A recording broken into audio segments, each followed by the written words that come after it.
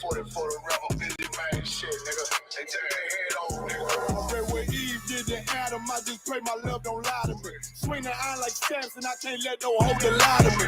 I don't feel these rappers, oh they lies is hypocrisy. Ain't no competition, ain't no rivalry. Niggas think I'm playing, I don't hear one word they saying, this shit light work. Think Muhammad one of us, he might lose his life first. Suckle up and stay alert. Another cop can stretch the nigga. He ain't demon, it's an exorcism. Watch I bless the nigga. You took that open blood, then you know I'm gonna get active with you. From the opposition, I see vision. Let me paint the picture. Rappers claim they spit and I ain't listening. Is effective. If revenge was a woman, now I scope that bitch like Jake. So I war, we gon' run the summer. It's gon' be historical. Thought they making plays, made them niggas call the audible. Ask who run this shit, but that question is rhetorical.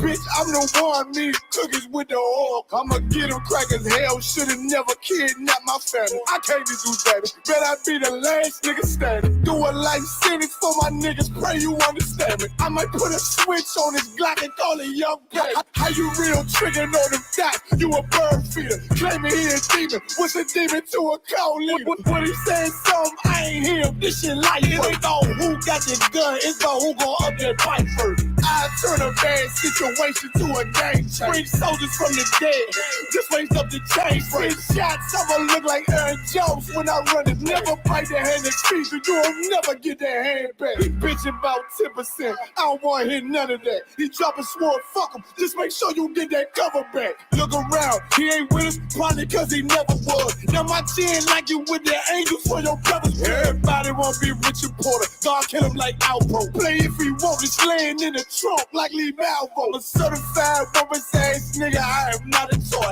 Hey, I with that hollow son, yeah, this the rim accord. Feel like Gullah Jack when I'm in Fayetteville, you feel your boy. Still up on my bread, still I think that's all that I do. The way I get that boy lost, they gon' start to call him Elroy. Fuck his game, pop out on them demons like I'm Hellboy.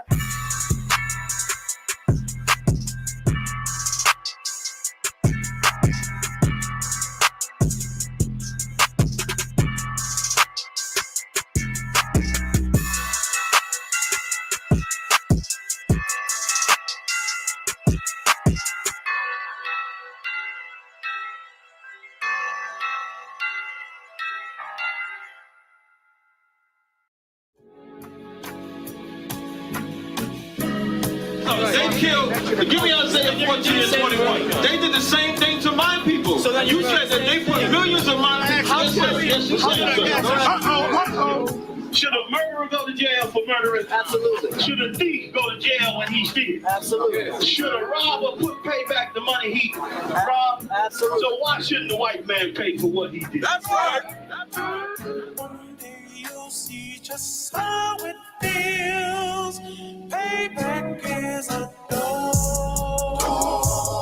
It's a door. Payback is a door. It's a door. Payback is a door.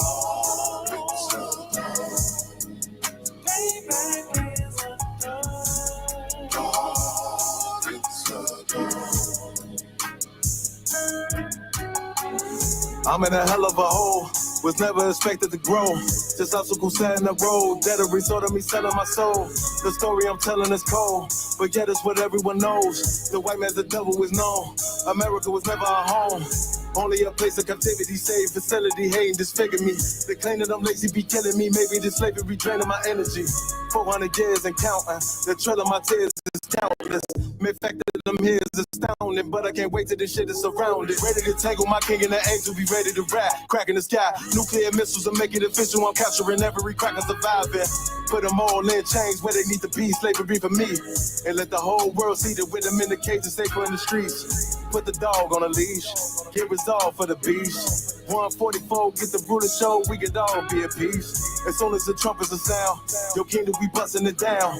The only way justice is found, the time for your judgment is now. One day you'll see just how it feels. Payback is a door.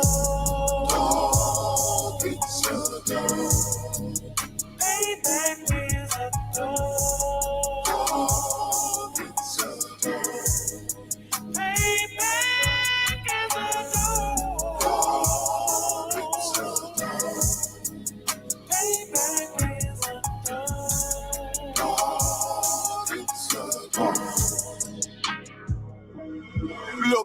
remorse in my blood cell. It won't be no compromise. Now it's time to feed the worms. Watch his body turn to flies. I clutch iron while you trust the lies. The next Glock I buy gon' be Gen 5. I get it customized.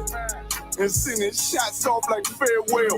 Praying payback come back around like a carousel. Still remember your Honda's words ringing in my head like bells. Said you in his body, you fit the Lord, fuck the cartel. Triangle choke, apply pressure to the game like I did Vondale. Payback's a bitch in a dress, she a bombshell. Revenge is dish served cold, I just hope they making oxtail.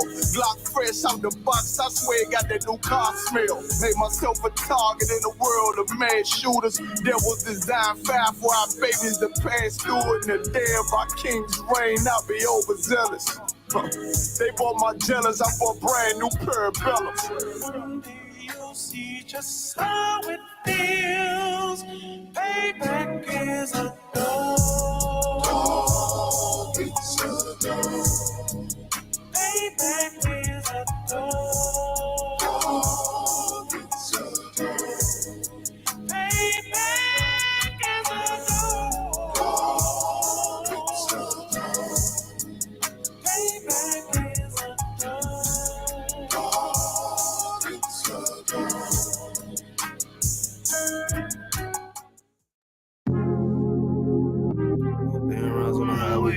One thing I got in this lifestyle, that's my boss, bitch, and my wordplay. Hey, when I get mad, turn the Scarface. How when I get mad, turn the Sharface. Yeah, fuck.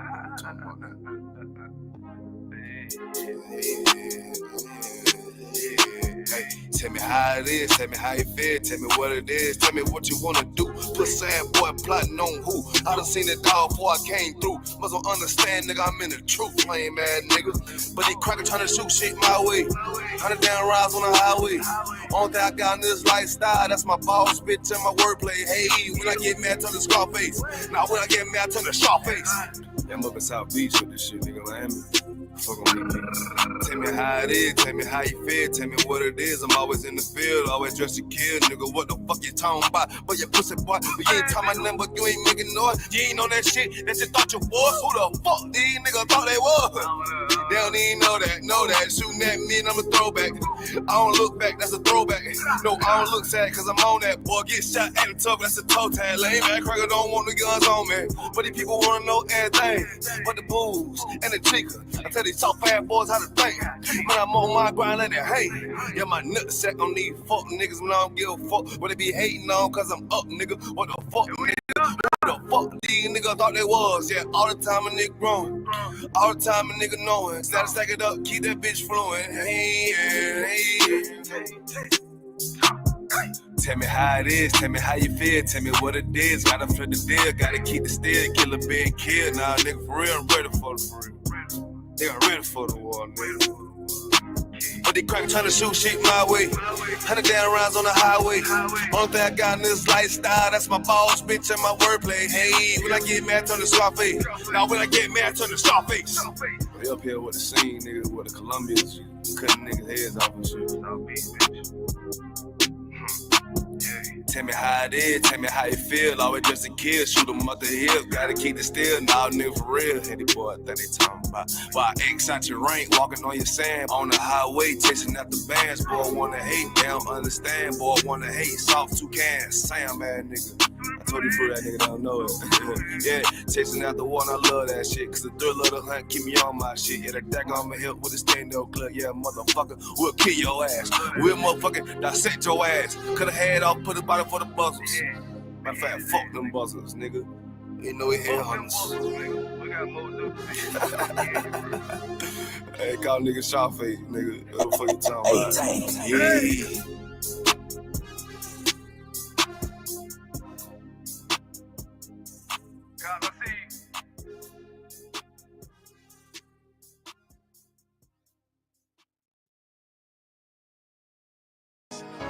Any man give his life for Yahweh Shai, Mashiach, and Christ, and fall up under that UPK banner. It's my brother and my blood, and I will die and kill for him if necessary. It's all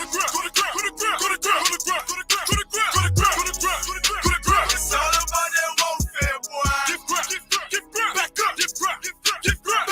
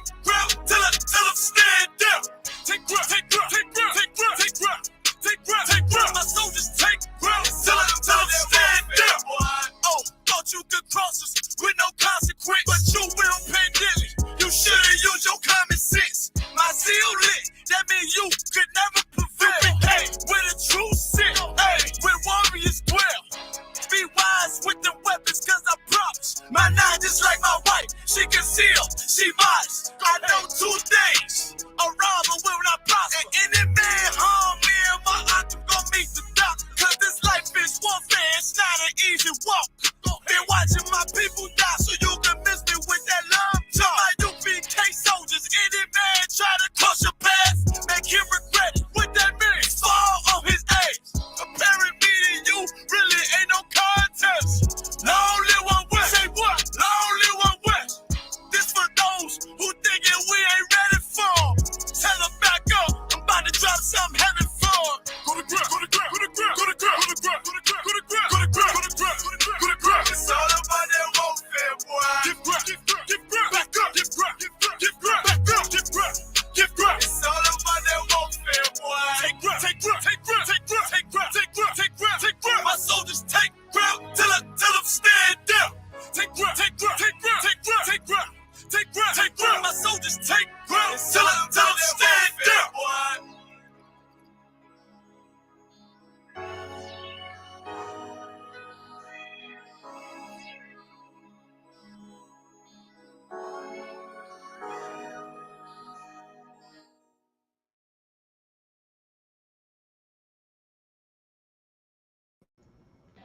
All right, let's clap it up for the class.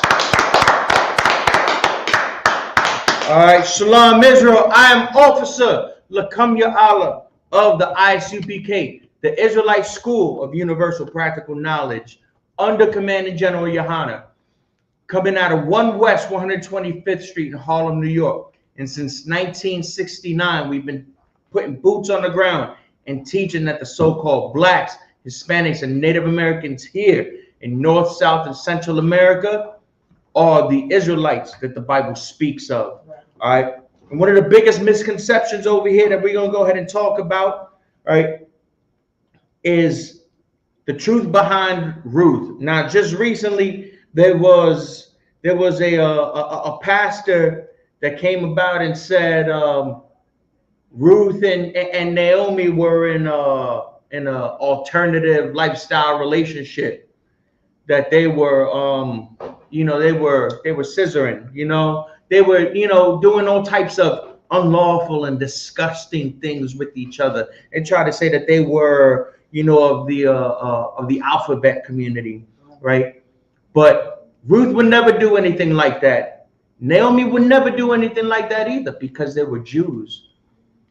They were the chosen people of this Bible. They were Israelites, and I'm gonna go ahead. And I'm going to demonstrate, right, through maps, break down to the Hebrew, and through scripture in class that Ruth was an Israelite. So grab your pens, grab your notepads, grab your sword, and get ready for this class today. Salaki, sir, if you could go ahead and bring out Ruth 1 and 1. So Baba Kashar. Ruth. Chapter 1, verse 1. Okay.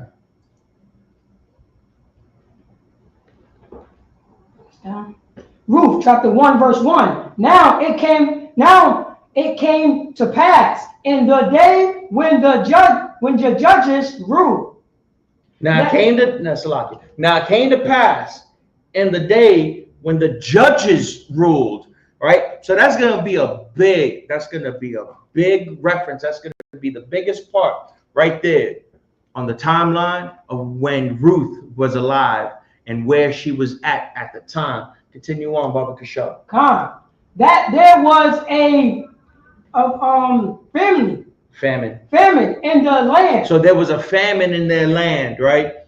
It was a dry season. There was no rainfall. And the soil was barren. You couldn't go ahead and hold any seed because there was just nothing to give nutrition to the land at all. Go on, sir. And a certain man of Bethlehem, Judah, went to sojourn in the country of Moab. There we go. Oh man, Ruth is a Moabite. That's all we need, right? That's what the Christians say. That's what the fake Israelite groups be saying too. That's all we need right there, right? There's a man and went and he sojourned up in the country of Moab. He and his wife and his 2 kids. Continue on. He and his wife and 2 sons. 2 sons. Continue on. Verse 2. And the name of the man was Elimelech. Elimelech. And the name of his wife was Naomi. Naomi is very important in this. Continue on. And the name of the of his two sons, Mahlon and Chilion, Ephraimites. Ephrathites. Oh, Ephrodites of Bethlehem, Judah. And they came into the country of Moab and continue there. All right, you just leave it right there. All right, so Elimelech and his wife Naomi and his two sons Mahlon and Chilion, Ephrathites, right, of Bethlehem, Judah, right? Bethlehem, Judah is the historical land of Judah, right? And they came into the country of Moab and continued there. All right, so now that we've gone ahead and established what's necessary over here for Ruth, if you can, Baba Kashar, we're going to go ahead and talk about the history before Ruth 1 and 1. Right. What they mean when they said the country of Moab. Now, y'all think that the country of Moab, right, means that that's where bloodline Moabites inhabit, right, at that time. And I'm going to go ahead and prove it with the Bible, that the land that they're talking about over there in the country of Moab is not where bloodline Moabites inhabit at all. Baba Kishore, if I could get Numbers 21 and 4. All right. Numbers. You see 21 and 4?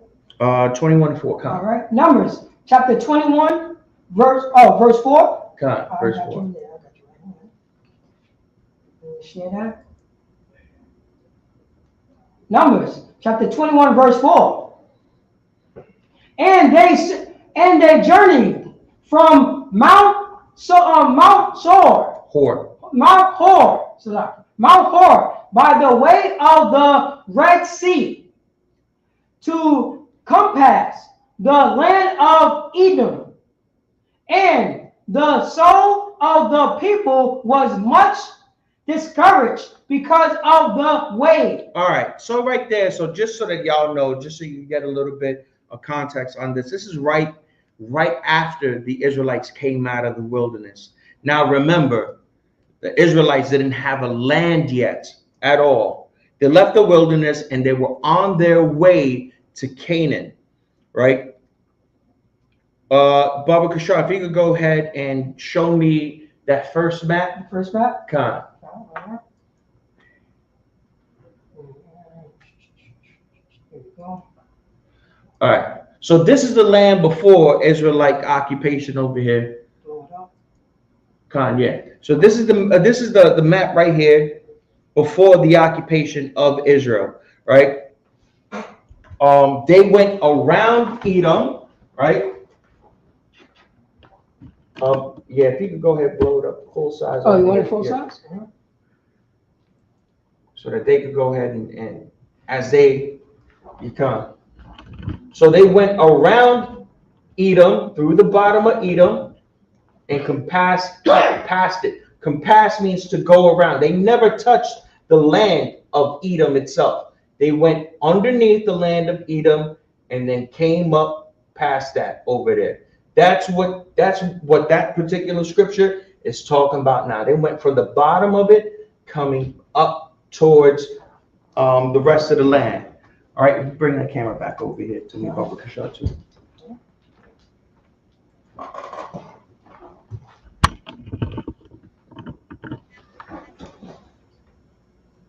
All right, and in that same book over there, if you could go ahead and give me verse 11. All right.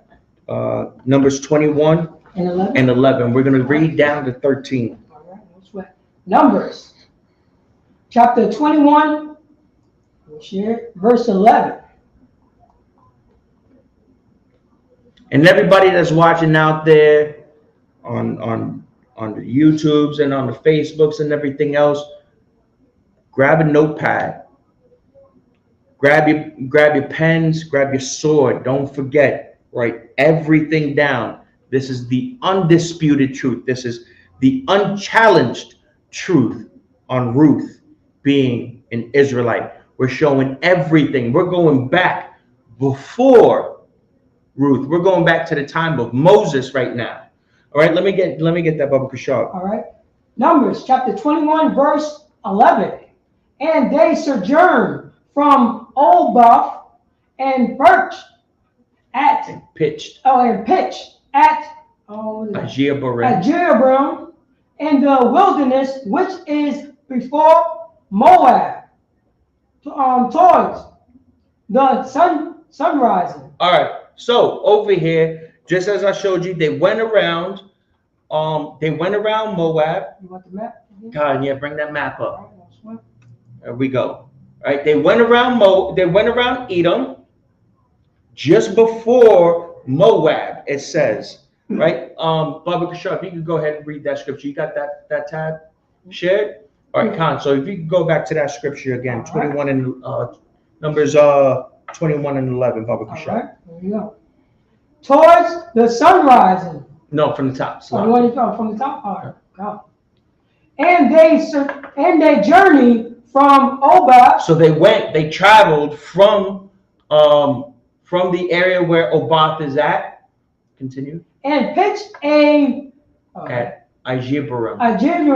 Jeroboam in the wilderness, which is before Moab. So they went and pitched. They set up camp. They set up a place to stay for the time being, right? A place for rest, just before they got towards the land of Moab. So just as I said, they went around. They compassed around Edom, and they stood at the wilderness around the area of Edom just before they got to Moab. Right? Continue on to verse 12, Baba Kashab. We got Numbers chapter 21, verse 12. And from hence they removed and pitched in the valley of Zered. So they pitched in the valley of Zered. Zered is one of the most southern rivers that's over there that separates Moab and Edom, if I'm not mistaken. Yeah, bring it back to that map. Khan, yeah. So you'll see on the map the Zered River, right, that separates Moab and Edom, right? That's the Zered River, and they went and they pitched in an area that's over there by that river, so that they can get their fresh water, so that they can get whatever foods, whatever that's necessary to go ahead and sustain themselves in the meantime, right? So they went around Edom, and they went around towards the land of Moab, right, by the Zered. Can you continue on, Baba Kashal? Come on. Numbers chapter 21, verse 13. From hence they removed and pitched on the other side of the Arnon, which is in the wilderness that cometh out of the coast of the Amorites. For Arnon is the border of Moab, between Moab and the Amorites. All right, so now we saw from 11 to 13 the various pit stops that they were making in different areas on their way, leaving the wilderness, going up towards the land of the Amorites, right? Their whole purpose was to go around that way, right? Not touching the land of Moab, not touching the land of Edom, right? And then they pitched in different areas by the Zered, and now they're going up to the next river, which is the other side of that land, which is the Arnon River, right? So they went around Edom, and they went around the land of Moab and passed the Arnon, right? And it says specifically there for the Arnon River, right, is the border between Moab and the Amorites, right there. right? That's in Numbers 21 and 13. Now understand this, right? The Arnon River plays a major role, huge role in understanding the story of Ruth, because that river is going to be a pivotal landmark. That river is going to go ahead and show Salakia. That river is going to be a huge component to show which lands Israel took afterward, after their occupation, and after their travels going up past that area, after leaving, after coming out of the wilderness. Baba Kashar, if I could get scroll down to 21. So we're going to go up to Numbers 21 and 21, and then we're going to go ahead and read 21 and 2. You want 21 and 21? Numbers 21 and 21. Come. We got Numbers chapter 21, verse 21. And Israel sent messengers unto Sihon, king of the Amorites. All right. So now, at that point, Israel had already pitched up towards Jahaz, right? And in Jahaz, they went there because it wasn't in the land of Edom, and they didn't go into the land of the Amorites yet, right? They were in an area, in a neutral area where they could rest, and then they can go ahead and send messengers, right, to get permission to go through these certain lands. And that's exactly what's happening here. Israel sent messages to Sihon, who is the king of the Amorites, right? And they're gonna ask to pass through. Baba Kashar, if you could go ahead and continue on to verse 22. Saying, Numbers chapter 21, verse 22. Let me pass through thy land. All right, and so now the messengers are asking the king, right? Asking Sihon, the king of the Amorites, can I pass through this land, right? Because, continue on. We will not turn into the field. We're not going to go ahead and take anything from your fields. We're not going to take your wheat. We're not going to take your barley. We're not going to go ahead and take any of your resources at all, right? Or into the vineyard. So we're not going to go ahead and, once again, putting emphasis on it, right? We're not going to touch your vineyards, right? We're not going to touch your grapes. We're not going to touch nothing in your land, right? Continue on, sir. We will not drink of the water of the well. We won't even touch the water in your land at all. This is how smoothly we want to go ahead and travail pass through this. We won't touch your fields. We won't touch your vineyards. We won't touch your water at all. We just want to pass through quietly as ever.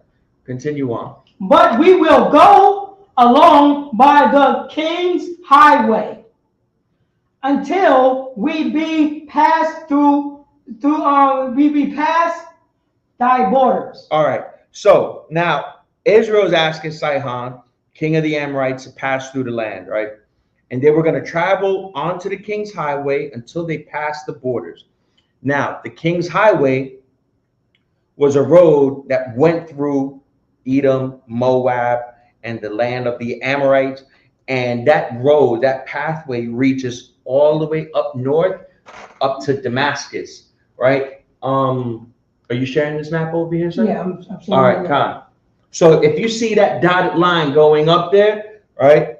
That whole dotted line right there, that's the king's highway, right? So you see it goes through the land of Edom, right? It goes up to the land of Moab, through the land of the Amorites, right? And up to the land of Bashan. And it goes all the way up north, as far north as Damascus, all right? And Israel wanted to go through the Arnon River, right? Won't touch anything from the Arnon up to the Arnon River, go into the King's Highway, and then continue up north. They won't touch nothing. They'll just stay on the path and continue going up north, right? And the plan for that, and the plan was to get into the Amorites' land, get on the King's Highway, and walk until they get to the borders, which is the Jabbok River, which is up north further, right? Going with, and that's also the border between the Amorites and Bashan, right? And go up to the Jabbok River and go to the River Jordan and cross into Canaan, right? So they were going to go up to the Jabbok, make a left onto the Jabbok, cross the River Jordan, which is towards the left, a little bit more to the left, sir. Yeah, that's the River Jordan. They were going to cross that and then go into Canaan and then occupy Canaan, right?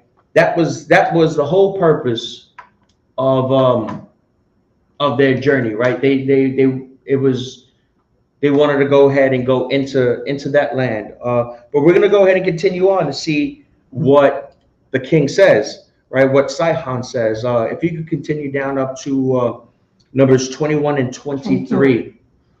Right? Yeah, the borders, yeah. Numbers chapter 21, verse 23. And Sihon would not suffer Israel to pass through his border. But so it's saying Sihon would not suffer Israel to pass through the borders, right? So now Sihon is refusing the request, right, that Israel is asking right now. Continue. But Sihon gathered all his people together and went out against Israel into the wilderness. And he came to Jahaz and fought against Israel. All right, now I told you that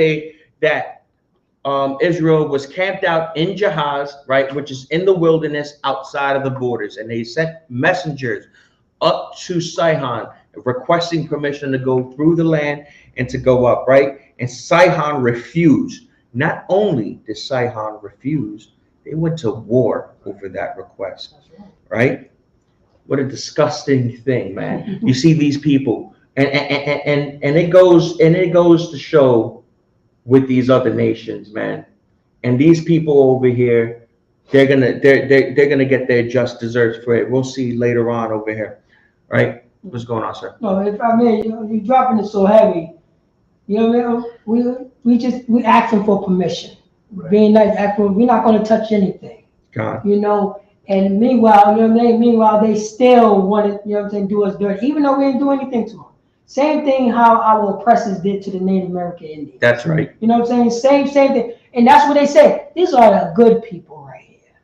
You know what I'm saying? They're so nice that we could take advantage of these people. And that's what they did. That's the same thing that, you know what I'm saying? That's the same thing that this Sihon for the Amorites. The Amorites. God.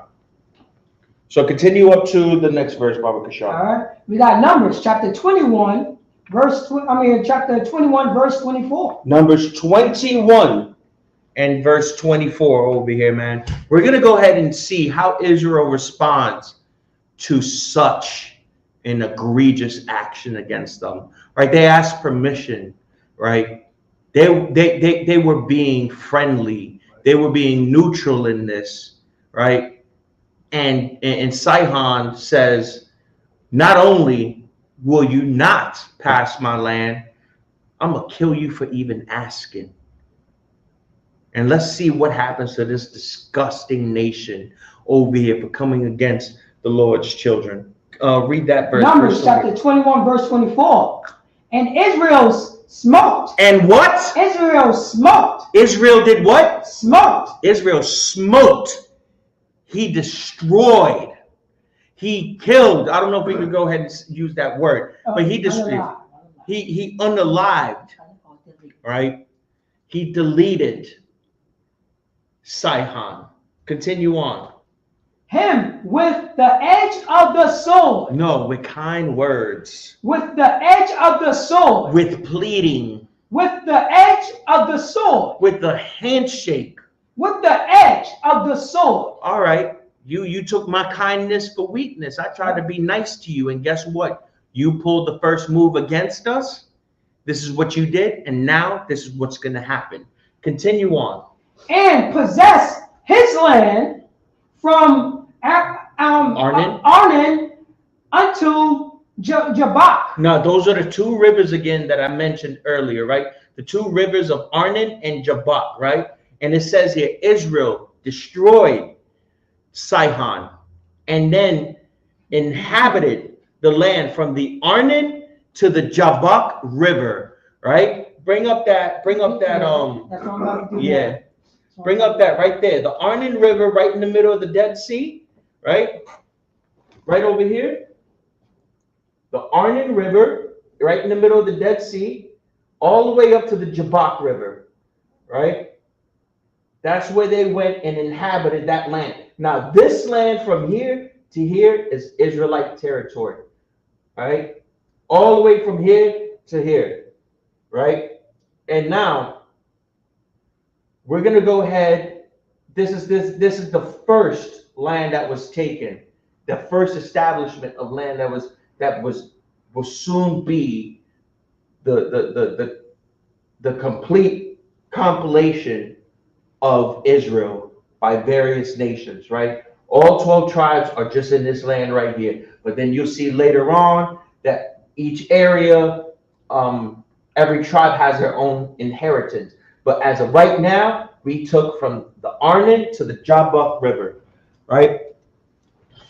So then, and I want to go ahead and emphasize over there. Let's go back to verse 24 again, Baba Shah. No. Even unto the children of Ammon, for the border of the children of Ammon was strong. Read that all over again. Oh, come on. We got Numbers chapter 21, verse 24. And Israel smote him with the edge of the sword. And Israel smote him with the edge of the sword. And possessed his land from Arnon to Jabbok. And then possessed them from north to south, from the Arnon River to the Jabbok River. Even unto the children of Ammon. Even unto their children. So everybody got took. Ammon. For the border of the children of Ammon was strong. Come on, continue down. Numbers chapter 21, verse 25. And Israel took all these cities. Oh, we took all the cities, right? It wasn't just destroying the king. It wasn't just destroying Sihon. We not only destroyed Sihon, we took the cities, right? Continue on. And Israel dwelt in all the cities of the Amorites. No, in just the battle zone area. Dwelt in all the cities. In all the cities. Continue on. Of the Amorites. In all the cities of the Amorites. In the entire area that was occupied by the Amorites. We took it from the Arnon up to the Jabbok. Continue on. And Heshbon, Heshbon. In Heshbon, Khan. And in all the village thereof. Khan. So now we took now Israel dwelt in all the cities in Heshbon, right? In Heshbon, that's an area, that's a city inside of the Amorite land, right? Right there, right in the smack middle of it, right? It says Heshbon on there, but it's Heshbon according to the Bible, right? Right, just above where it says Medeba, right? Right there, Heshbon, right? So we inhabited that land also. That's right in the middle. That's the capital of the Amorites, right there, man. We took that land over. Right, continue on, sir. Come. We got Numbers chapter 21, verse 26. For Heshbon was the city of the Sihon, the king of the Amorites. So Heshbon, just like I said, Heshbon was the city of the king. That's where the king dwelt at. That's like the capital. That's like the In America, we would call that kind of like the Washington, D.C., if you want to go ahead and call it that, right? That is the city of Sihon, the king of the Amorites. Continue on. Who had fought against the former king of of Moab, and taken all his land out of his hand, even unto Arnon. Arnon. All right, so just so that we could get some understanding on this scripture over here. Now, the Amorite land, right, once belonged to Moab, right? Moab used to own land, right? They occupied land from the Zered River, which is the river most southern, right? Yeah, scroll down, just at the bottom part of the Dead Sea, right there, the Zered River. So Moab occupied, right, the Zered, which is the border between Edom and Moab, and they occupied the Zered all the way up to the Jabbok River, farthest northest up there, where it splits off to the Jordan River, right? So now Moab used to control most of the King's Highway at that time, right? Continue on, sir. You got did you Oh no, yeah, start from the top, Salak, yeah. Oh, you want me to start from the top? Yeah, 26 again? Yeah, all right, no sweat. Numbers chapter 21, verse 26. For Heshbon. Heshbon was the city of Sihon, the king of the Amorites, who had fought against the former king of the Former king of Moab. Moab's Laki, and taken all his land out of his hand. So now, just as I said that area used to be formerly owned by Moab, right? There's an area just above the Dead Sea over there that's still called the Plains of Moab, even after the Amorites occupied that land. So as Moab, then the Amorites occupied it, and then we destroyed the Amorites, and it was still called the Plains of Moab. And the reason why it was called the Plains of Moab was because it was Moab territory at one point, right? Bring back that map again. So it's gonna be, so if bring this bring the camera up to me, Papa. Sure. Wait a second. Let me just share this. Split the screen for you so you come here.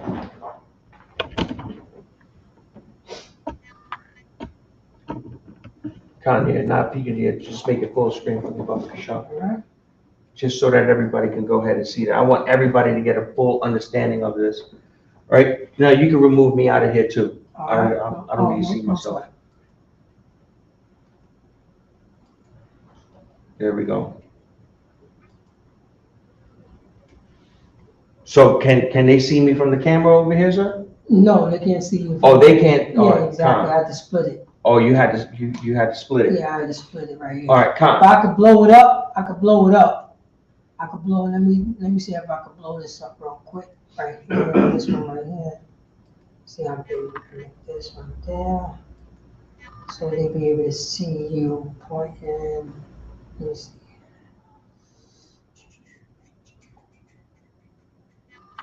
All right. It's too hot. It's too hot. All right. So man, that's a lot of motion going on there. Mm-hmm. Yeah, if you could take this out, Bubba Kashaw, if you guys that out, and then All right. we'll just have to do with the visual reference over here, right? So now you see over here. If I may, you explain it, and I'm going to use the cursor. The mouse, the mouse. All right, yeah, Most High in Christ. We'll do that. Yeah, all right. All right, go ahead. So now you'll see afterward. Now, just as I explained, right, from the Zered to the Jabbok River, right, was all Moabite territory. Then the Amorites took it from the Arnon to the Jabbok River up north, right? But now it's still Amorite territory. If you can point this camera over to me, sure. All right. But even after it being Amorite territory, there's still an area that's over there that's called the Plains of Moab, right? But it's in Amorite territory. Right. Because it used to be Moabite territory, right? And we'll even afterwards, now we take that land over, right? And now it becomes ours. And guess what it's still called, even under Israelite territory? It's still called the Plains of Moab. If you can, Baba Kashar, can I get Numbers 21 and 29? Yeah, just come back down. Yeah, scroll down towards 29. Numbers chapter 21, verse 29. Woe, woe to thee, Moab. Destruction to thee, Moab. Thou art undone. Your goose is cooked. Oh, Continue. people. Oh, Continue. oh, people of Chemosh. Chemosh.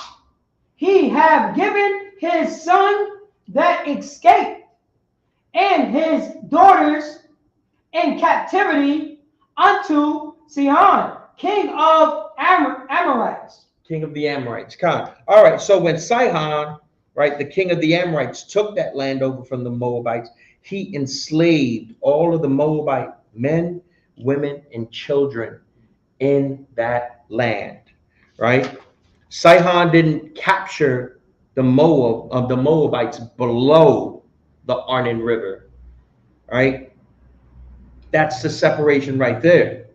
He didn't capture them below the Arnon River. Those that were below the Arnon River didn't go to captivity.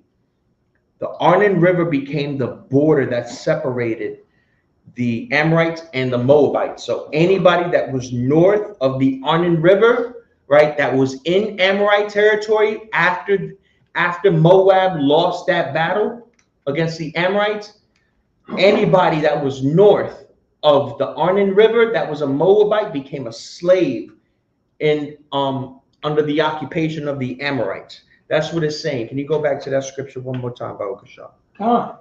You want me to read it again? Khan. All right. Here we go. Numbers chapter 21, verse 29. Woe unto thee, Moab, thou art undone. O people of Chemosh. He have given his sons that escaped and his daughters into captivity unto Sihon, king of Amorites. All right, so that's the warning. That's the warning that the Amorites gave to the Moabites, right?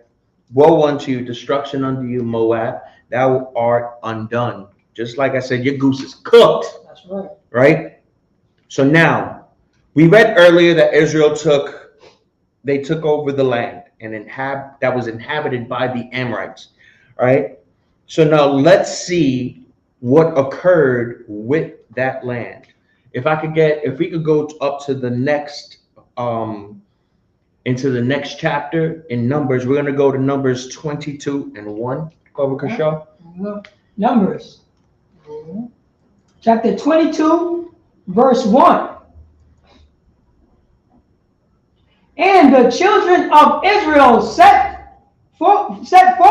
They marched forward after they inhabited that land of the Amorites. They marched forward and pitched in the plains of Moab. Oh, they pitched in the plains of Moab, right? Now, mind you, that's not Moabite land anymore, right? It once was Moab, then became the land of the Amorites, and then from the land of the Amorites, it became Israelite territory, right? But it's still called the plains of Moab. Go ahead, sir. Oh, so you're dropping it so heavy. So you actually saying, even though, you know what I'm saying, the Amorites end up being the Moabites. But but that land, but they always kept the name of that land because everybody know that land, land map. That's similar to, you know what I'm saying, that's similar to the Tappan Zee Bridge. You know what I mean? Everybody knows that it's Tapestry Bridge, but they call it, you know what I'm saying? But they call it another name right now. John. But everybody still know it as the Tapestry Bridge. You know another place like that is New York, where the name New York comes from. All right, in the chat, does anybody know where the name New York came from? Let's see what if we could go towards chat real quick. If we could go ahead and see what there's anybody that knows where that name New York comes from.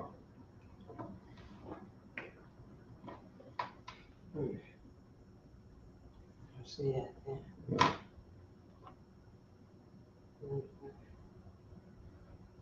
Yeah.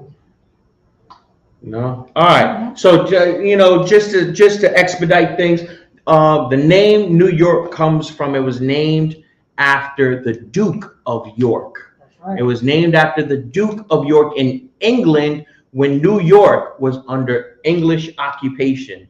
At one point, way back in the day, New York was under English occupation, and they named it New York. Look at Philadelphia, right? Anyone know where what else is also called Philadelphia? Where we can find that? Go ahead. I believe in the Book of Revelations. There's an allusion to a place called Philadelphia. I don't know the history. Philadelphia is a city in Egypt. That's right. All right. But if you're born in Philadelphia, are you called an Egyptian? No. So if you're born in the plains of Moab, are you considered a Moabite?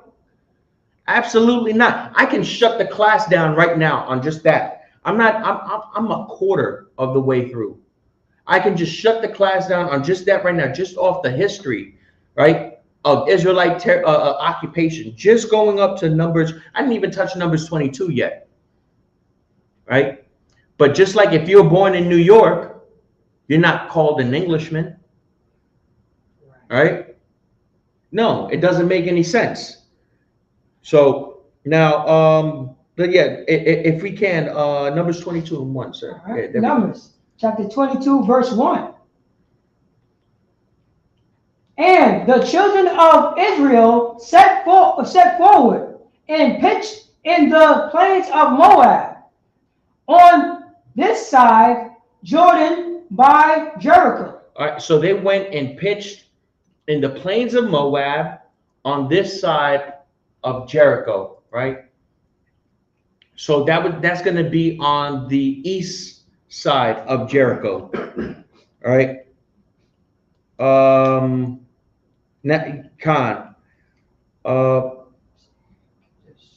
Now, if you look at that map of the plains of Moab, it's not below the Arnon River, right? Because remember, just as I said, anything below the Arnon River is considered Moabite territory, right? So we know that the plains of Moab, we see it's above the Arnon River. That's in Israelite territory now. It's 100% Israelite territory. It's not south of Arnon River where Moab still occupies, right? Can I get Numbers 22 and 2, sir? All right. Numbers chapter 22. You want to say that again? Right. Yeah, Numbers 22 and verse 2. Oh, verse 2. Slide. Numbers chapter 22, verse 2.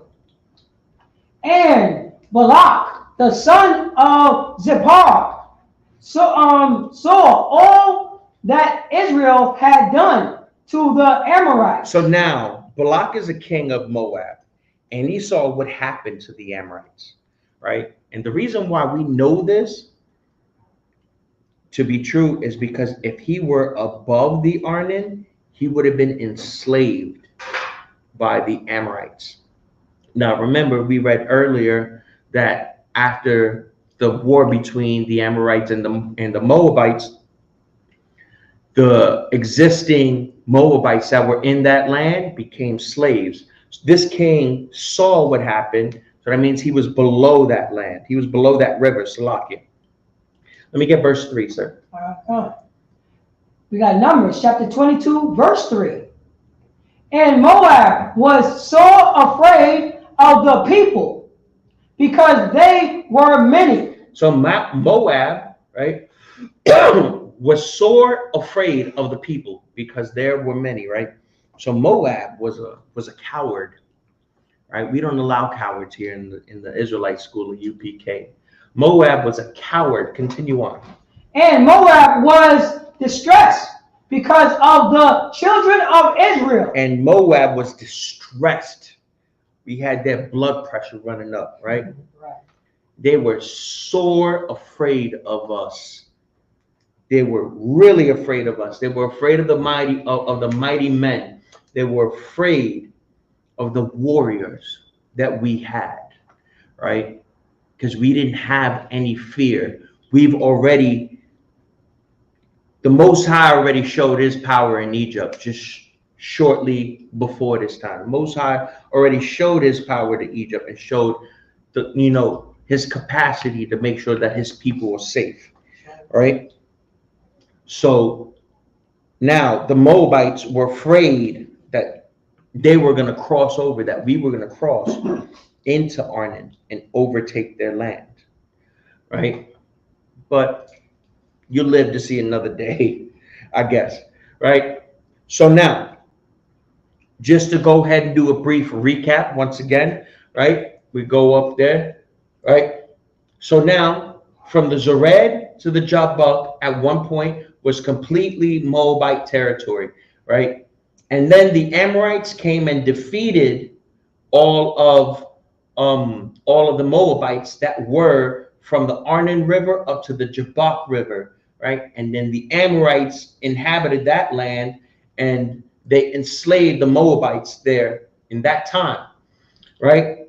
And then Israel comes through, right? We were trying to be, nice people to request permission to go across, into the land and go up into the King's Highway so that we could cross into Canaan, right? Which led into a battle, right? And in that battle, we won. We defeated the king of the Amorites, and then we overtook that land. Everything from the Arnon to the Jabbok River, right? So that's what we did. So now what happened to the Moabite captives in the land after the Amorites were defeated? All right, because understand that when we took that land over, right, there were still Moabites and there were still Amorites living there, right? So now we're going to go ahead and see what's going on with that. Baba Kashar, if you could get Deuteronomy 2 and 32, sir. Deuteronomy. Deuteronomy 2 and 32. We're gonna Deuteronomy 2 and 32. Deuteronomy chapter 2, verse 32. There we go.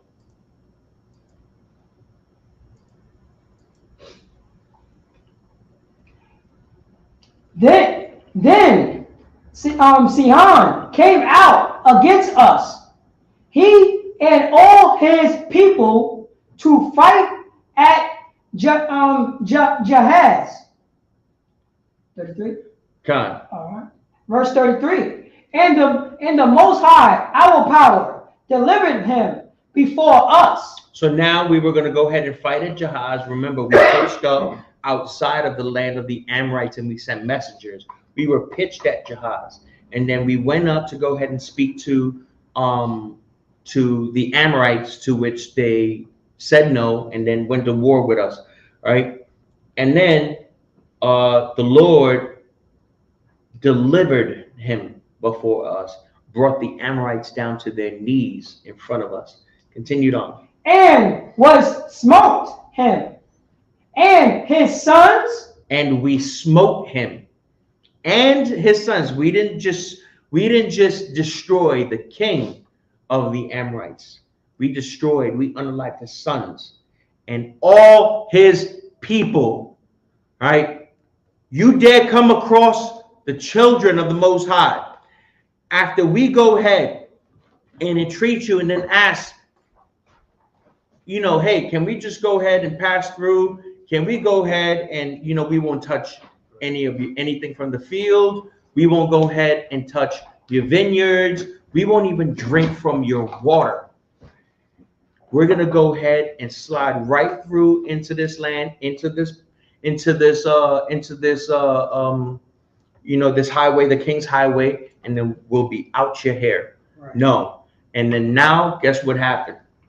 We destroyed the Amorites, the Amorite king, his sons, and all his people. Everyone. This means all of the Amorites were killed. No Amorites existed in that land at all. There were none alive at all. Right? Let me get verse 34.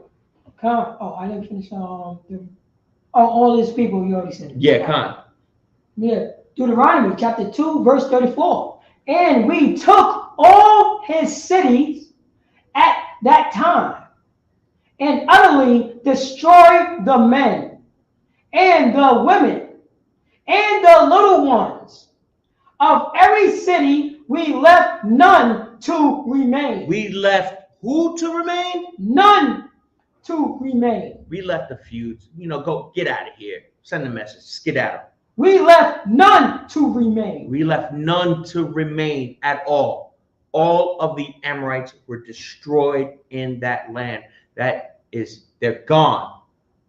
They're absolutely gone, right? The Amorite cities were under Israelite control, under Israelite capture, and the Moabite slaves that were even in that land too, right? Because we spoke about earlier about the king of the Amorites enslaving the Moabites after he beat the Moabites and then took that land. So now we took the land, destroyed all of the Amorites, and we destroyed all of the Moabites that were there too. All of these slaves that were there, everybody, all of the servants that were there. No Moabites inhabited that land.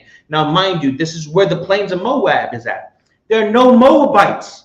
The Bible says there are no Moabites in that land at all, and no Amorites in that land either. It was inhabited by Israelites only. Baba Kashaw, if I could go ahead and get Deuteronomy 3:1. We're going to read Deuteronomy 3:1, and we're going to go down to verse 6.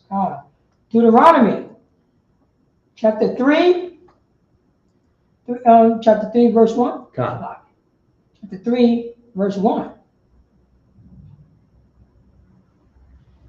Then we turned and went up the way to Bashan. Now, Bashan is the land that is north of the Amorites, right? That's going up towards Mount Nebo or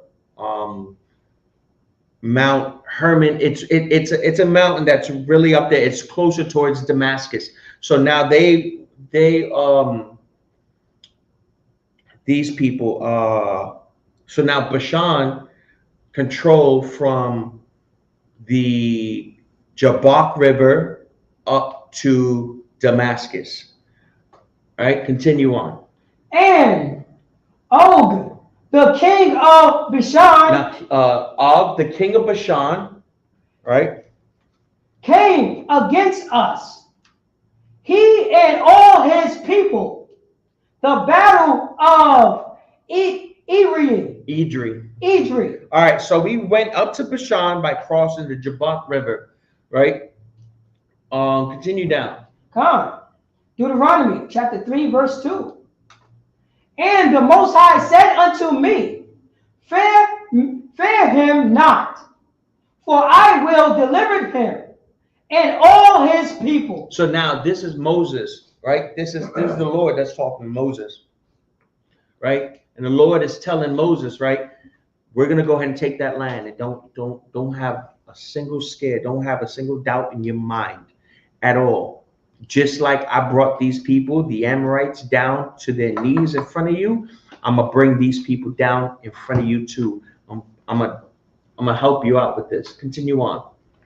And his land into thy hands. And now I'm going to go ahead. I'm going to help you out, and I'm going to deliver these people, right? And I'm going to deliver their land. I'm going to give you the people and the land to your hands, right? Continue on. And thou shall do unto him as thou doest unto Sihon, king of Amorites. King of the Amorites. Continue.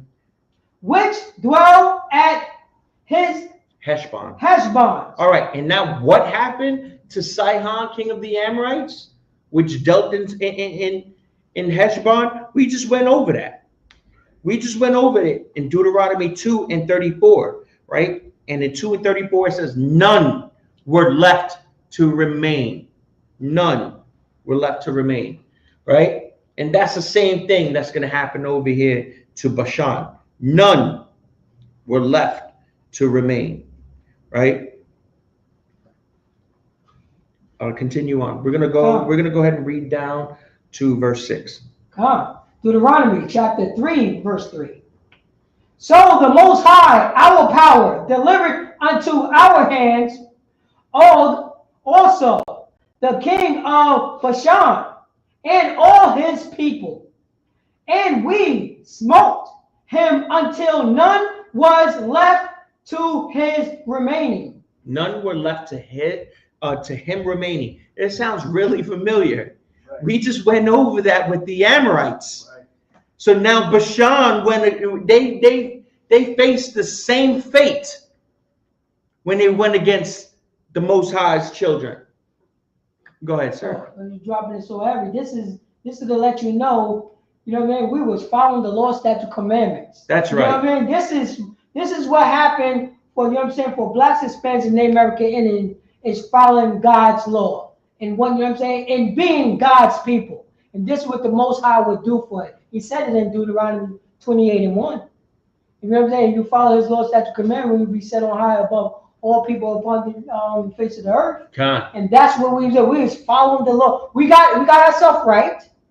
You know what I mean? And the Lord was with us every time. That's what we have to do. You know what I mean? And the only thing that we have to do is what? The Day of Atonement. You know what I mean? Follow, you know what I'm saying? Be brotherly. Say, I'm sorry to my brother that I trespassed. That's all we have to do. You know what I mean? And we will win all the wars. Meanwhile, we don't even have to war. We be polite to people. God. You know what I mean? We were polite, and they didn't treat us well. Yeah. And guess what? And that was true justice. That was absolute true justice. Meanwhile, we given was to us. We was polite. We was with the Lord, and we being polite to people. And when people don't want to be polite with us, this is what happens. God. All right. Let's continue, sir. Deuteronomy chapter 3, verse 3. So the Most High, our power, delivered into our hands Og, also the king of Bashan, and all his people, and we smite him until none was left to him remaining. Verse 4. And we took all his cities at that time. There was not a city which we took not from him. Them. So now we go ahead and we defeat Bashan, and it's they use the same exact words because they met the same exact fate. We took all his cities at that time, and there was not a city which we took from them. We took the entire land over. Continue, sir. 60 cities. 60, I believe. One score is 20. So 3 is 60 different cities. Continue on, sir. All the region of Argob, the kingdom of Og, and Bashan. So we took all of the cities within that region, right? Who all belonged to Og, who was the king of Bashan, right? If you could go ahead and skip down towards verse 8, Baba Kasha. You got Deuteronomy chapter 3, verse 8. And we took all that time out of the hands of the 2 kings of the Amorites, the land that was on this side Jordan. from the river of Arnon unto Mount Hermon. So now we went from the Jabbok River to the Arnon River, right? And now we are inhabiting all of the land that is from the Arnon River up to Mount Hermon, right? Let's see. No, we might have to get another map up there. Khan. Yeah, if you could zoom in on that one, let's see if it shows. Yeah, Bashan and Mount Hermon. Yeah, just scroll up a little bit. Oh, that's too much. Yeah, that's too much. Let me do this real quick.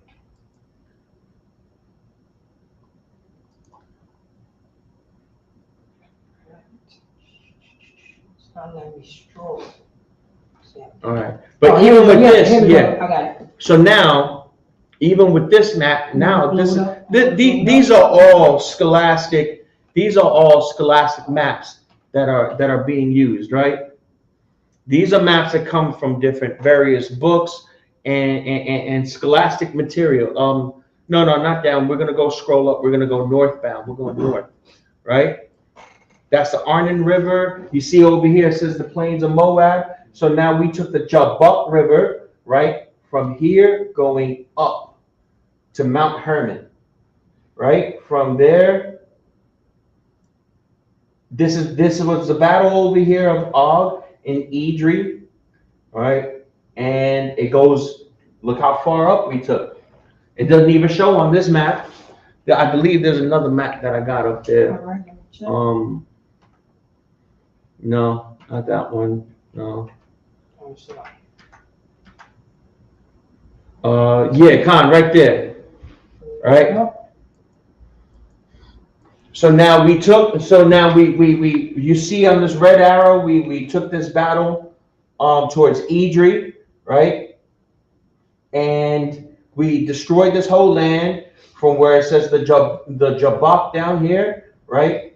A lot of this word is English translations of Arabic words or various other languages and stuff like that. We're going to go up north, right? So we took from the Jabbok River, right, up to Mount Hermon, right, close to where Damascus is at. So we took it from down there all the way up here towards Mount Hermon. Mount Hermon was that's the border right there. That's how far north we took that land, right? So now it went from one small area all the way up there, and then we got everything up to Mount Hermon, right? Where are we at in the scriptures, sir? Going on Deuteronomy.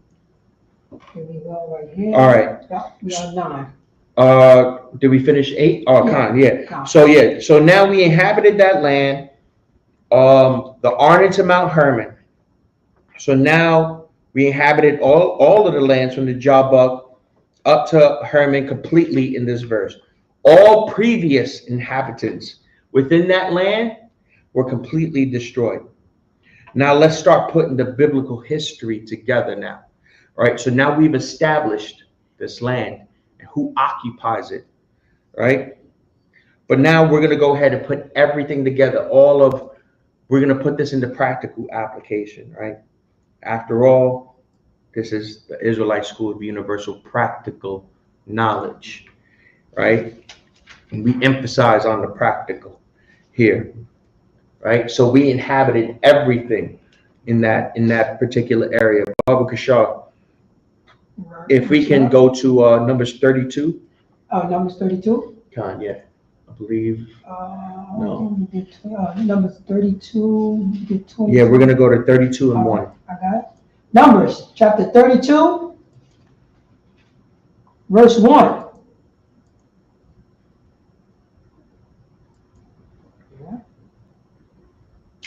Now the children of Reuben and the children of Gad had a very great multitude of cattle. So now Reuben and Gad, right? They have a large amount of livestock, right? Of cattle around. Continue. And when they saw the land of Jazeer. Jazeer, and the land of Gilead. Gilead, that behold, the place was a the place was a place for cattle. So now, the tribes of Gad, who we call now so-called Native Americans, and Reuben, the so-called Seminole Indians, right? So now they see that this land, the area from Jazeer to Gilead, right, was a good place, a very functional place for their cattle, right, where they had lots of vegetation, lots of, you know, things growing around, place that was a suitable area for, you know, the farmer type people, the cattle herders, right? Continue on. We got Numbers chapter 32, verse 2. The children of Gad and the children of Reuben came and spoke unto Moses and to Eleazar, the priest, and unto the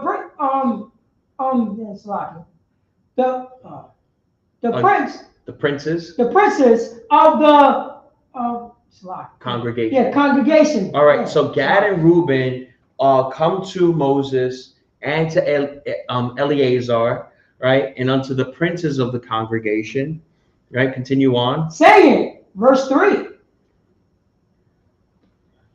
Ataroth, and Dibon, and Jazar, and Nimrah, and Heshbon. We went over about Heshbon, where Heshbon is at. That's a good indicator right there on the land that Gad and who else is taking this thing with Gad? Reuben. Yeah, Gad and Reuben. That's a good indicator on where Gad and Reuben are about to occupy right now. Right? Continue on. And Elilah, and Shaban, and Nebo, and beyond. Verse 4. Even the countries which the Most High smote before the congregation of Israel is a land for cattle, and thy servant have cattle. Continue. Deuteronomy chapter 32, verse 5. Wherefore said they, if we have found grace in thy sight, let this land be given unto thy servant for a possession, and bring us not over Jordan. All right, Khan. So, all right. So now keep in mind, the original plan for Israel, right, was to cross the King's Highway, over the Jordan River, and enter into Canaan. But Reuben now, so now here we have a little deviation in that original plan, right? And so now Reuben and Gad saw how fruitful this land was for their cattle, and they asked for the land as a possession, right? They didn't want to cross over into Canaan, right? So now we're going to go ahead and see further on where you see Heshbon over there. Can you share this? Sure. So now you see Heshbon right there. You know, that's a good indicator of where Reuben and Gad are now going to occupy, right? And look what's right next to it, the plains of Moab. Okay. So now, if you can, Baba Kashar, if you can skip down to Numbers 32 and then go down to 19, verse 19. Right. Numbers chapter 32, verse 19.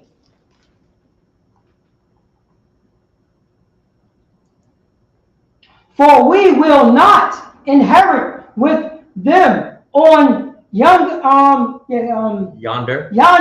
side Jordan. So I don't want any of the land that's on the other side of the Jordan River, right?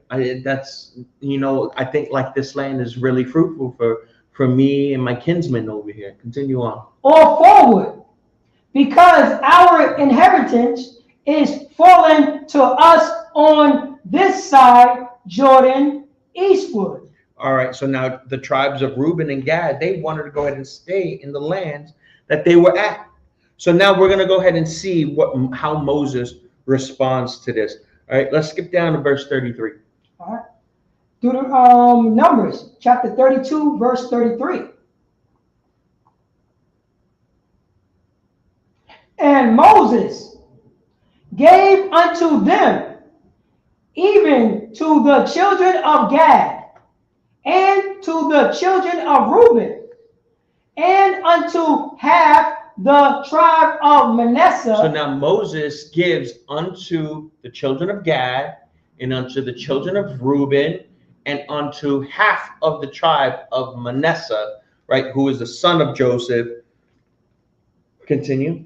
The kingdom of Sihon, king of the Amorites. So they gave them the land of the former land of the Amorites. And we already went over where the Amorites were at. They were from the Jabbok River up to the Arnon River, right? So now that land becomes the land right here. That land now becomes the land of Reuben, Gad, and half of Manasseh. That's no longer Amorite territory. Now that this is the first inheritance over here that helps create the land of Israel. All right, Reuben, Gad, and Manasseh take this land over right here. All right, now that we've established this land, now we can move forward 300 years. All right, now we're going to go ahead and move forward in time. We already know this land now, and Moses said it. The Bible says it here. Numbers 32 and 33. The land that was taken was the former land of the Amorites, right? So now we've established who owns that land, right? And we went over that there were no Amorites, there were no Moabites over there, there were no one from any other nations in that land. They were destroyed down to the last man, woman, and child, right? So now we're going to go ahead and move 300 years forward, right, into the time of the Judges and Ruth. In case you didn't know, and I said it earlier, Ruth takes place in the time of Judges. Let me get Ruth 1:1 again, Baba Kashaw. Right. Ruth, chapter 1, verse 1. Now it came to pass in the day when the judges ruled. When the judges ruled. So now we you know, don't get caught up on the order of the books in the Bible, right? So now, even though the book of Ruth was placed after Judges,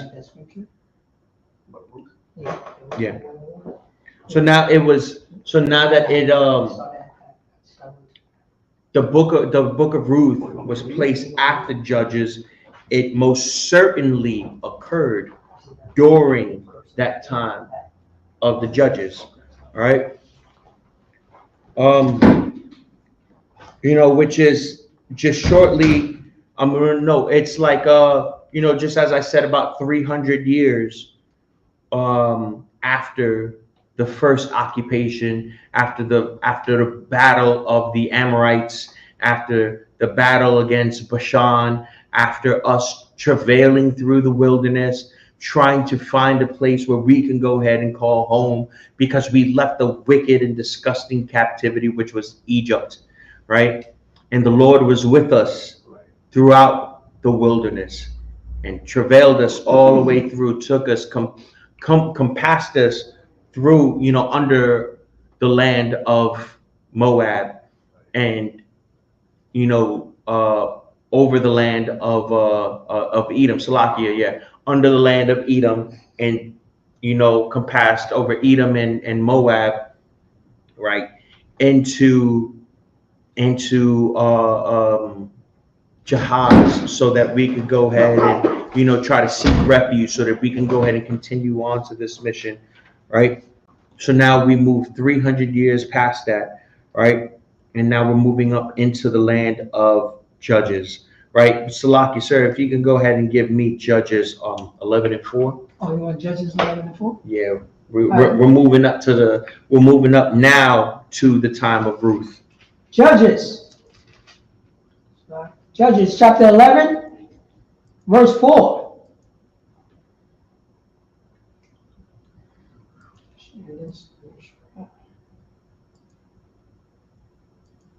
Judges chapter 11, verse 4.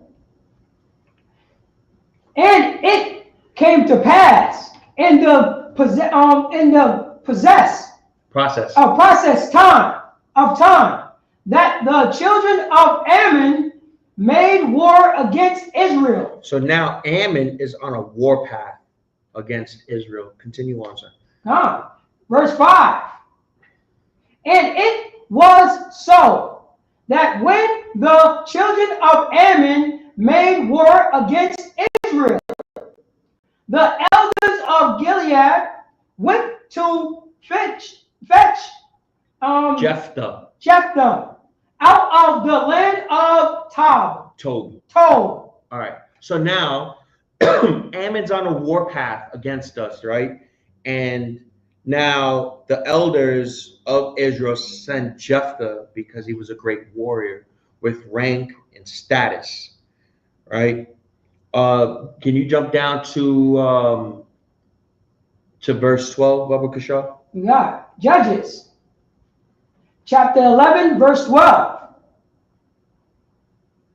And Jephthah sent messengers unto the king of the children of Ammon. So remember, we did that before with the Amorites. We sent messengers to the king of the Amorites. Don't confuse the Amorites now with this current nation that's beefing with us. These are the Ammonites, right? The so-called Japanese people, right? That's who Ammon is. Continue on. Saying, what hast thou to do with me, that thou art come against me to fight in my land? All right, so now Jephthah, you know, just to kind of put it in more modern terms and everything, Jephthah is asking, like, what do you have with me? Like, what problem do we have? What ought do we have, right? What's the beef, as we say? That's right. Right? Why do you want to go to war with me and my people? Right? Now, the Ammonite king, the Japanese king over here, he's going to go ahead and answer that question. We got verse 13, down. Verse 13. And the king of the children of Ammon answered unto the messenger of Jephthah, because Israel took away my land. When they came up out of Egypt from Arnon,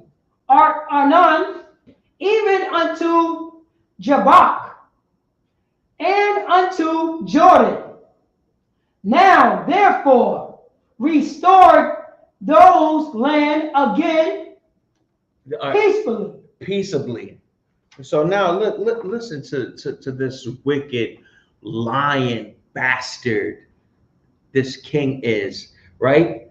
He's saying over here that Israel took away my land when they came up out of Egypt. Right now, remember, we mentioned earlier when we came up out of Egypt, we went underneath Edom towards the corner of Moab, right? We didn't even touch the land of Moab at all, right?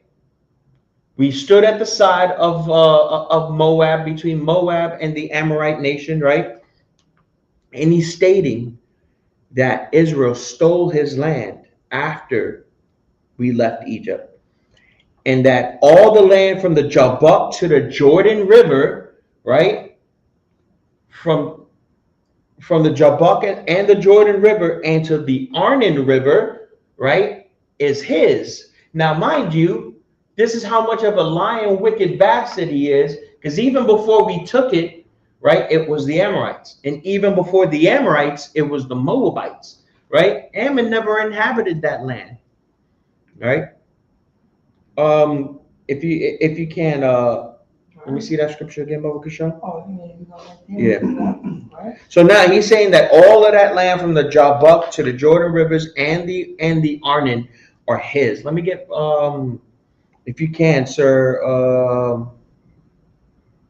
Yeah, go down to verse. You read that? Yeah, verse 14. 14. All right. We got Judges chapter 11, verse 14. And Jephthah sent messengers again unto the king of the children of Ammon. So Jephthah sent messengers again. So now, Jephthah initially asked, "What's the beef?" And Ammon answered, "You took my land right after you came out of the wilderness. Everywhere from the Arnon to the Jabbok and the Jordan River are mine." Right. So now Jephthah is replying back. We got Judges chapter 11, verse 15.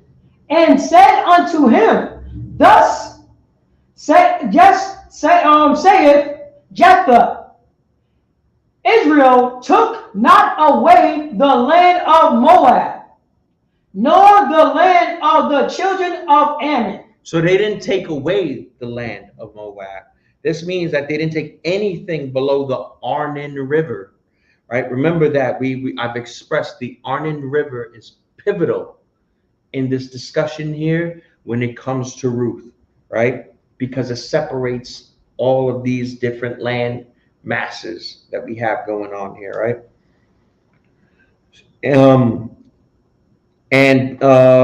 So they didn't take anything below the Arnon River because also, as we previously stated, Moab would have been captives of the Amorites had they crossed that river. Because remember, the Amorites came over and took over from the Arnon to the Jabbok and then took all of the Moabites as their slaves, right?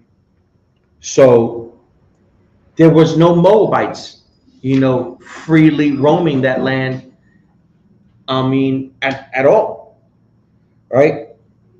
So now go ahead, sir. No, you're dropping it so heavy in. Oh man, this is good, man. You got to make a part 2. It's lock it. But this, you got to realize too. Still during the time as he's talking to this Ammonite king, Ammon king, Reuben and Gad is possessing this land. Yes. You know what I'm saying? Currently, while they in discussion, this is what's going on. This is, a lot of people don't realize that's what you cannot forget about Reuben. The tribe of Reuben and the tribe of Gad have cattle and raising farms in this land at that current time. God. And also to boot, just to go ahead and show proof that we didn't even go ahead and scroll this map down a little bit. No, down. Yeah, down. No, the south. Yeah, right. We didn't even touch Edom either at all. We went completely underneath that, right? The Most High instructed Moses as he was leading his people not to go through Moab, right? Mm-hmm. At all. We didn't go through Moab, and we didn't go through Edom at all, right? We didn't touch that. We went over towards the side of it, right? And this is told us, we were instructed to do this by the Most High. If I could go ahead and get Deuteronomy 2:9. All right. Oh, you want to go back there? Yeah, right. We're gonna go back just a little bit towards the time of Moses again. All right. So that Deuteronomy 2:9, right? Okay. Deuteronomy chapter 2, verse 9.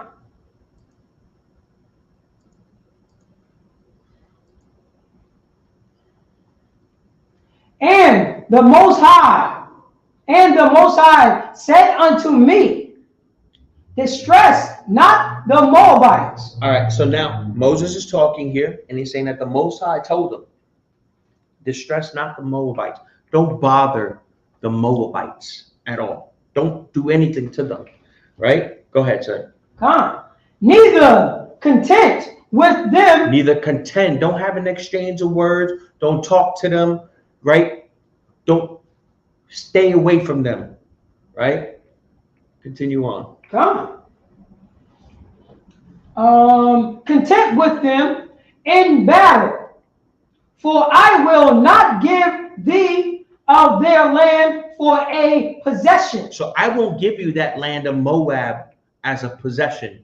So where did the Ammonite king say that we took their land and said, yeah, y'all took my land, the land of the Moabites, right? That's rightfully mine. No, we didn't touch no Moabite land.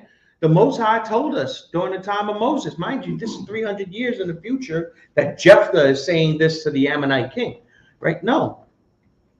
300 years ago, Moses instructed us not to touch the Moabite land at all, right? We went around Edom and we went around Moab and we went into Jahaz in the land of the Amorites, not the land of the Moabites, right? And set up camp there. The battle up for that land, remember, as I said back in Numbers 21 and 23, the Amorites, the battle of the Amorites took place in Jahaz. But the king of Ammon is saying, nah, that land belongs to me. It don't belong to him. So now let's go back to Judges. So let's go forward rather towards Judges again. What's going on? Oh, it's like, yeah, I gotta finish this scripture off because what you dropped into it, we gotta finish that. Go ahead. You know what I'm saying? Because this is the nail in the coffin right here. Because I have given, you know what I'm saying? No, let me read. For I will not give thy of their land for a possession, because I have given unto the children of Lot for a possession. Who was the children of Lot? One of the children of Lot was Moab, right? And he possessed that land called Ar. If we could go back towards Judges 11 and 26. We got Judges, chapter 11, verse 26.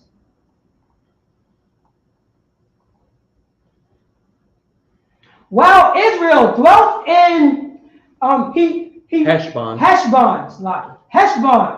in her town, and in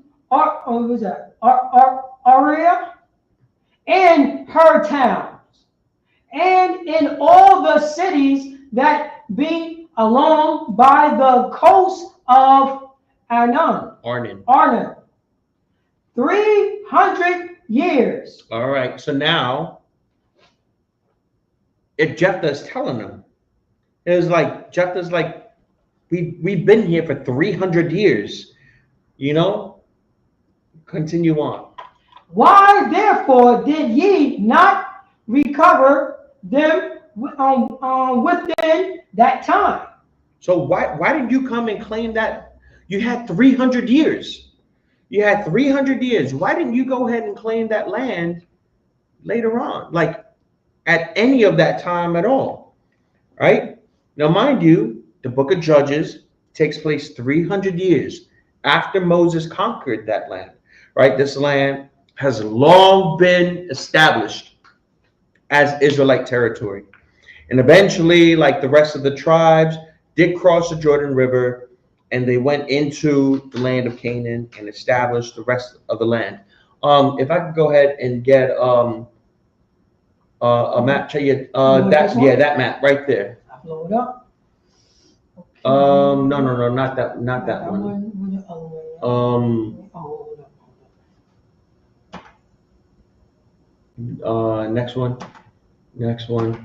Next one.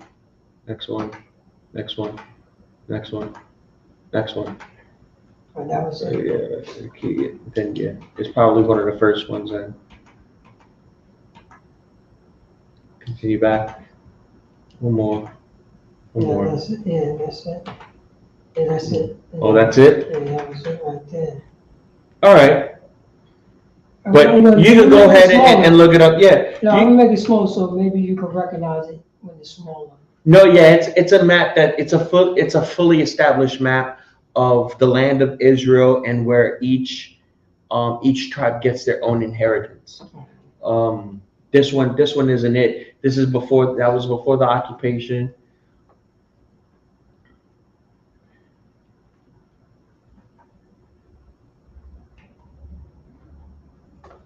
So, all right, but you can go ahead and now look, you can look up that map later on.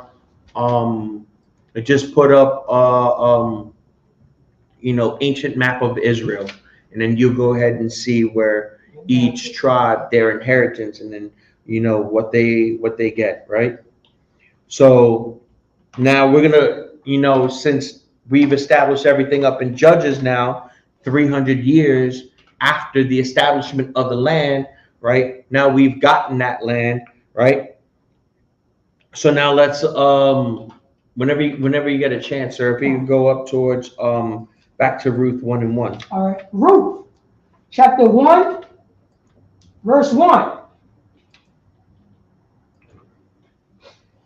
Read that from the top. Now it came to pass in the day when the judges ruled that there was a famine in the land, and a certain man of Bethlehem, Judah, went to sojourn in the country of Moab. All right. So now most people think that the Moab that's mentioned here is that land that was below the Arnon River, right? But the scripture uses the word country of Moab, right? Not the land of Moab for a particular reason.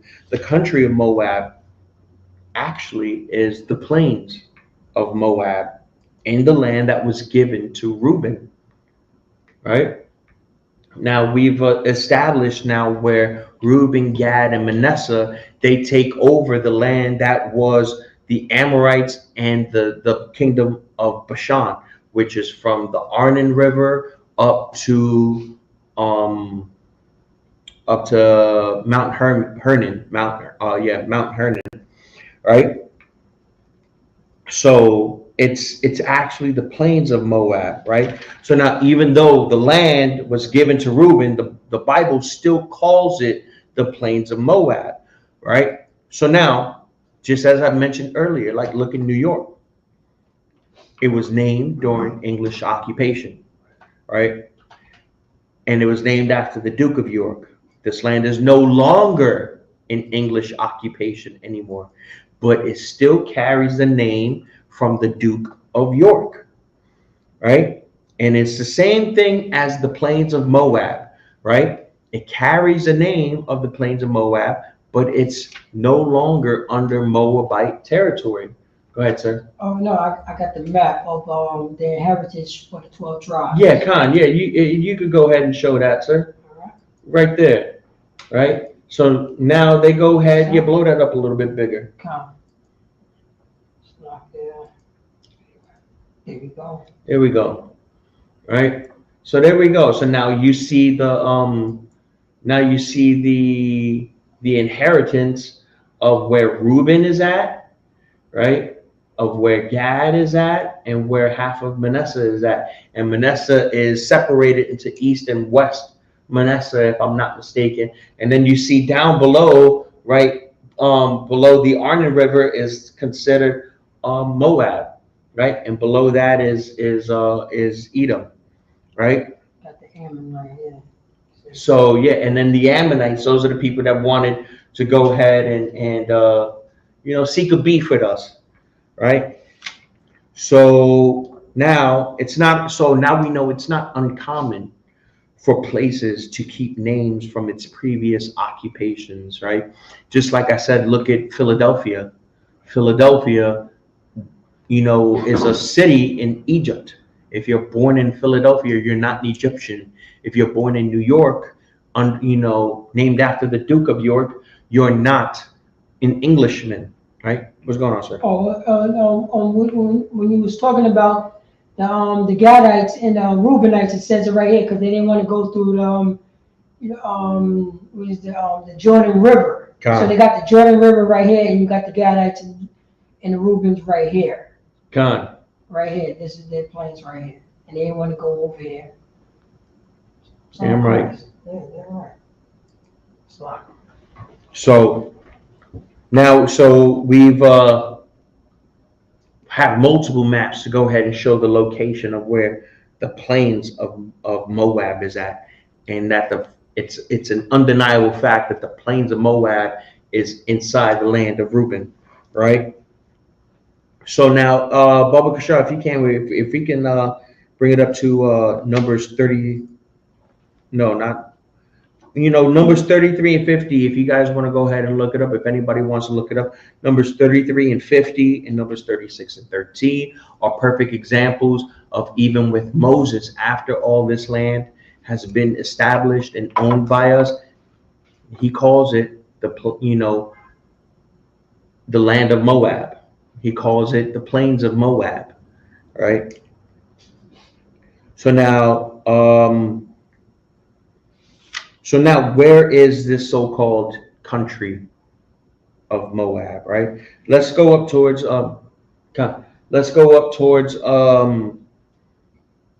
Numbers 21 and 17, Baba Kashal. Numbers, chapter 21 and 17. Numbers, chapter 21, verse 17.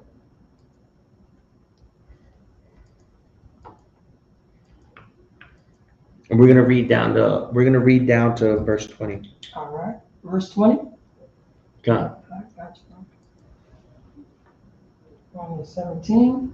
Numbers chapter 21, verse 17. Then Israel sung this song: Spring up, O well, sing ye unto it. Verse 18. The prince did the well. The nobles of the people did it by the direction of the lawgivers, with their shovels, staves,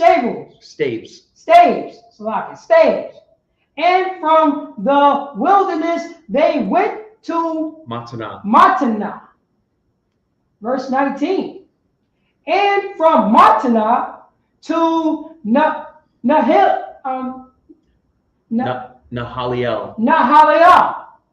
And from Nahaliel to Bamoth. Verse 20.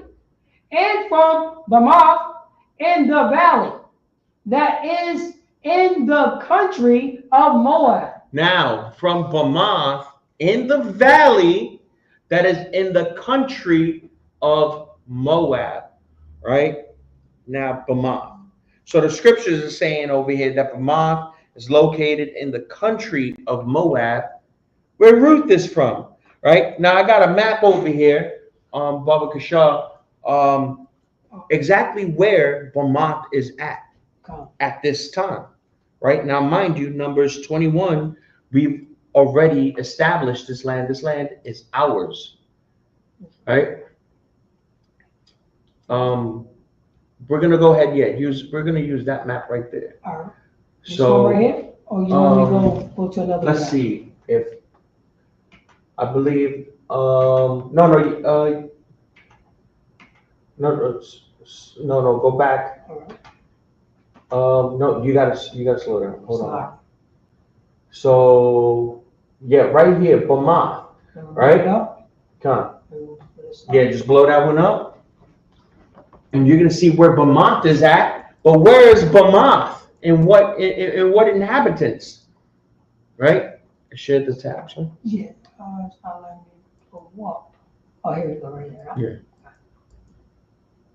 So you scroll down. Yeah. Keep going up north, right? So now we see Bamoth right next to Mount Nebo, right? Right next to Mount Pisgah, right? Where it says Bamoth, right there, where the plains of Moab, right? In the country of Moab, Bamoth. But where is Bamoth at? Who's inheriting that land? That's Reuben. Like you can't make this up. You can't make this up at all. Bamoth is right there in the land of Reuben, right? So there we go, in the country of Moab. So no, so the scripture is saying that Bamoth is located in the country of in the country of the scriptures is saying that Bamoth is located in the country of Moab, where Ruth is from. So now we went and demonstrated it in the land, right? Where it's at, in the land of Reuben, right? Now Israelite territory, and they said Bamoth is in the country of Moab.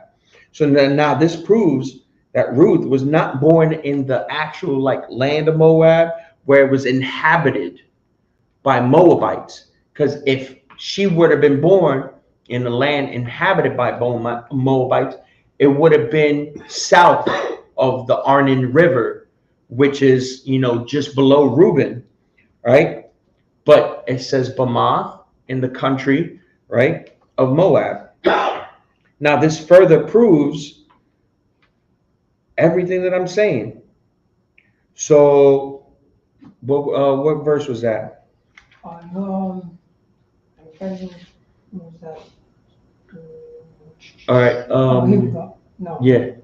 No, this No. last slide. It was Numbers 21. Yeah, I got it right here.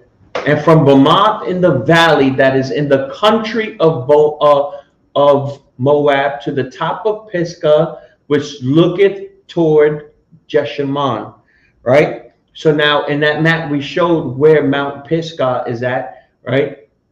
Towards, but where in comparison to Bamoth, right? So now this further proves that Elimelech, right, who is the husband of Naomi, right, and Naomi did not go to the land of Moab in reference of a land where it's inhabited, right? They didn't go below the Arnon River, right? They went to the plains of Moab in what the Bible calls the country of Moab. Now remember, it was all once called Moab until the Amorites took the land.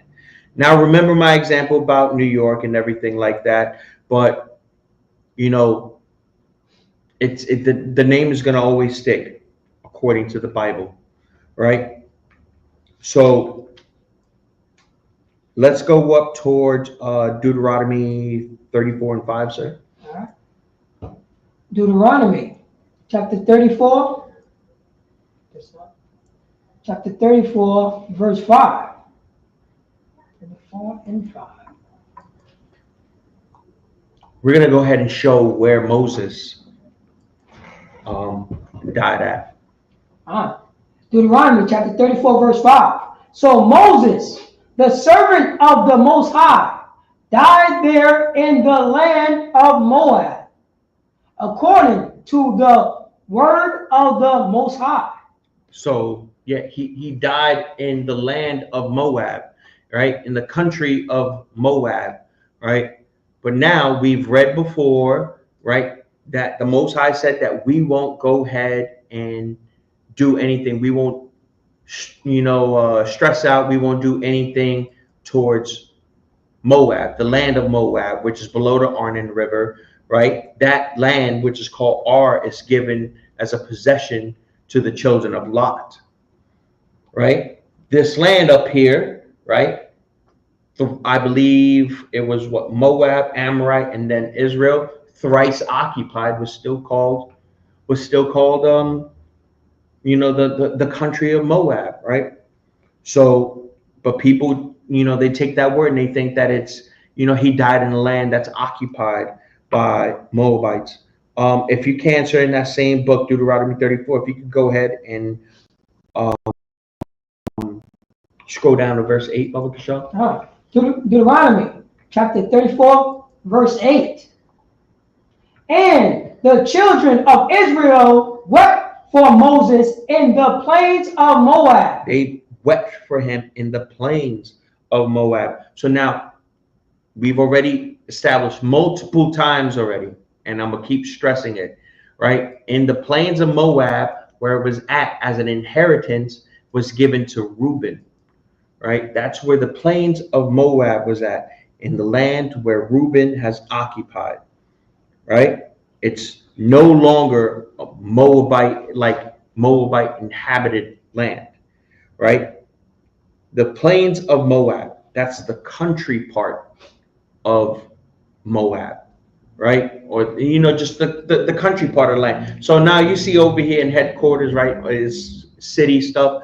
But, you know, when you go down south and everything, and you see a bunch of trees and fields and stuff, what do we call that? We call it the country. That's right. You know, the sticks. You know, some people call it the sticks, you know, from the sticks. I'm from the countryside, right? What is it, Nelly? What was his old group called? I think it was like Nelly and the Country Boys or something like that. There was like a hip hop group back in the early 2000s that were called, like, you know, the Country Boys and stuff like that, right? But we're gonna go ahead and find out what that word country means, because a lot of people get too hung up on that word country. If you can, in the email, we're gonna go ahead and check out what that word country is.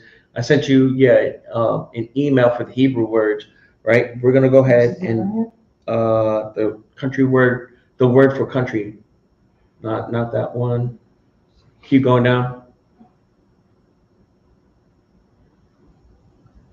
Keep going down.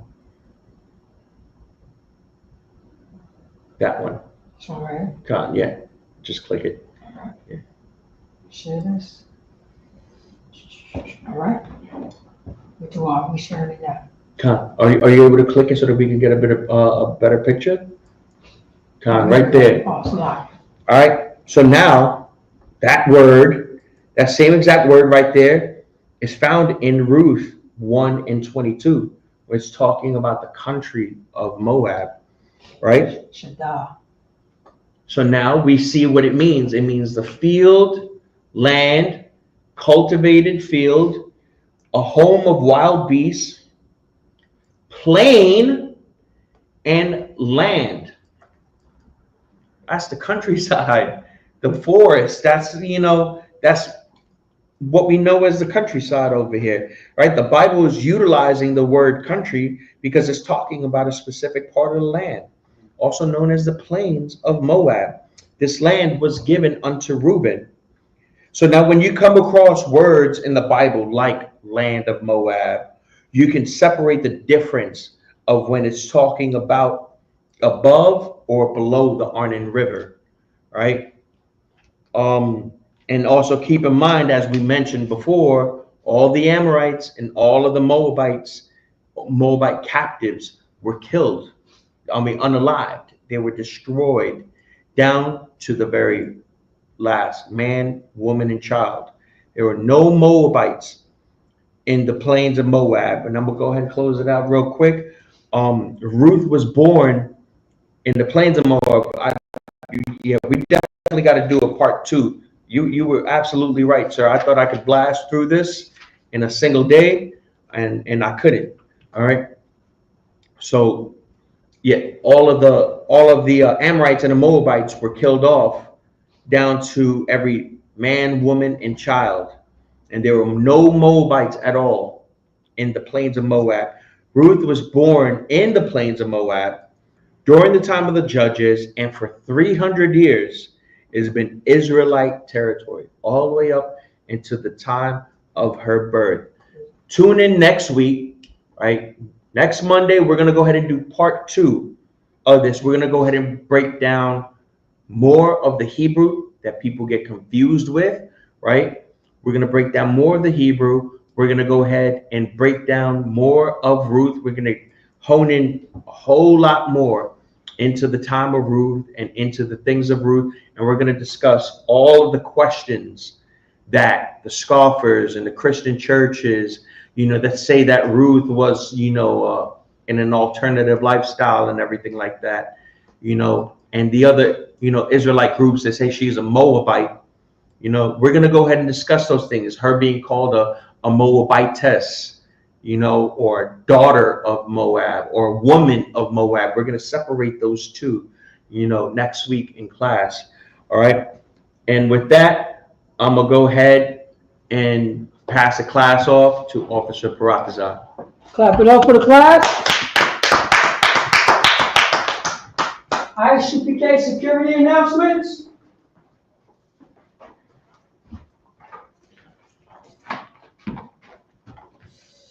We are the ISUPK, start out on 1 West 125th Street, Harlem, New York. Ruth for a new brother or sister. When a new brother or sister come into the school, they are off limits for 6 months.